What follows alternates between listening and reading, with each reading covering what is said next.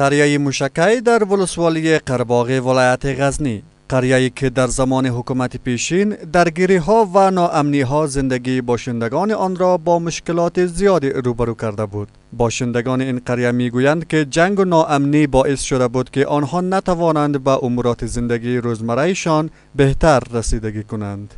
مخکې تر امارت دغه سیمه چې وه د موشکي سیمه د قره‌باغ په ټول کې د قره‌باغ سیمه دا ډېره ناامنه وه او د جنګونو له لاسه دا خلک کښتو ته نه سوای تلای، دا خلک دلته د عمومي سړک عمومي شاره تېره ده، نو خلک نه کښتو ته په سم ډول راتلای سوای، نه یې خپل کښت ته راتلای سوای، نه یې خپل باغداري خپلې اوبه لګولو ته راخلاص نه و. تېر جمهوري نظام کې قره‌باغ ولسوالۍ د موشکي په ساحه کې به هره ورځ جنګونه وو. داسې ورځ به نه وه چې جنګ به نه و، داسې ورځ به نه وه چې شهیدان به نه و.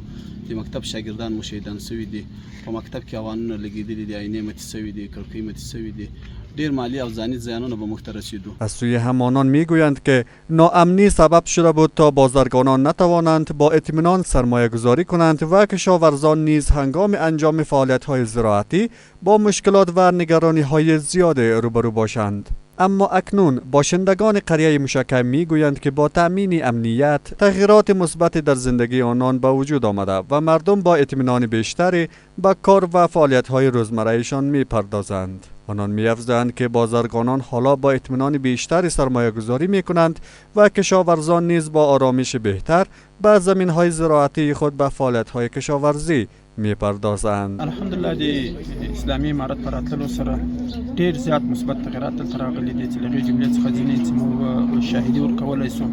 مثلا زموږ منطقه د غرونو په لمن کې به منطقه ده چې زیاتره وخت به د سیل اوبه ورباندې راتللې. یو له هغو جملې څخه د سرو کاڼي په نوم باندې یو بند و چې دا بند وتړل سو. خپله د کابل قندهار عمومي شهرات چې زموږ په سیمه کې تېره وه او بدبختانه د جنګونو په وخت کې ډېره زیاته متاثره سوې وه. د همدغې شهره بیا ترمیم ده او بیا رغونه ده.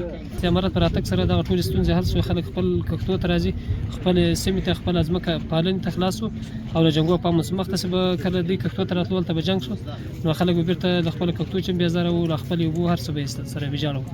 بله د امارت په راتګ سره یو ولسي همکاري اضافه سوې ده، هغه د اشر په ډول دي که هغه د کومک په شکل باندې دي. دلته په موشکي په ساحه کې جنګونه ډېر وو. پخوا چا سرمایه ګذاري نه سوای کولی، چا دوکانونه نه سوای جوړولی، چا غټ کاروبار ته زړه نه ښه کاوه. اوس الحمدلله د امنیت په شتون کې ټولو خلکو خپل کاروبارونه برابر کړي دي، دوکانونه یې جوړ کړي دي، غټ غټ مارکیټونه، غټ هوټلونه، پمپونه یې جوړ کړي دي. دا ټول د امنیت په د شتون برکت ده چې دغسې عمل منفیه کارونه په مخ روان دي.